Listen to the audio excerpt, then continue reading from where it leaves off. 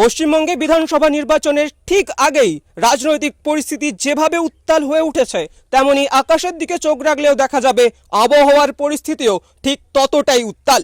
আজ 31শে মার্চ উত্তরবঙ্গের একাধিক জেলায় আবহাওয়া বিভাগের বিশেষ সতর্কতা জারি হয়েছে। দার্জিলিং, জলপাইগুড়ি, কালিম্পং, কোচবিহার ও আলিপুরদুয়ার জেলায় হালকা থেকে মাঝারি বৃষ্টি ও বজ্রবিদ্যুৎ সহ ঝড়ের সম্ভাবনা রয়েছে। ঘন্টায় 40 থেকে 50 কিলোমিটার বেগে দমকা হাওয়া এবং 1-2টি জায়গায় শিলাবৃষ্টিরও সম্ভাবনা রয়েছে।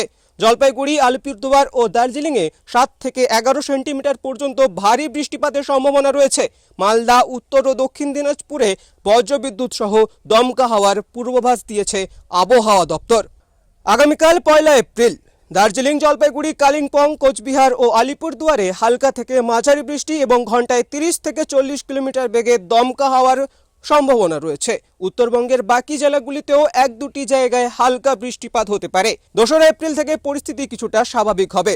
পাহাড়ি জেলাগুলিতে হালকা বৃষ্টির সম্ভাবনা থাকলেও সমতলের বেশিরভাগ জেলায় আবহাওয়া শুষ্ক থাকবে। 3 থেকে 5 এপ্রিল পর্যন্ত দার্জিলিং, জলপাইগুড়ি, কালিম্পং এবং আলিপুরদুয়ারে বিক্ষিপ্ত হালকা বৃষ্টির পূর্বাভাস রয়েছে।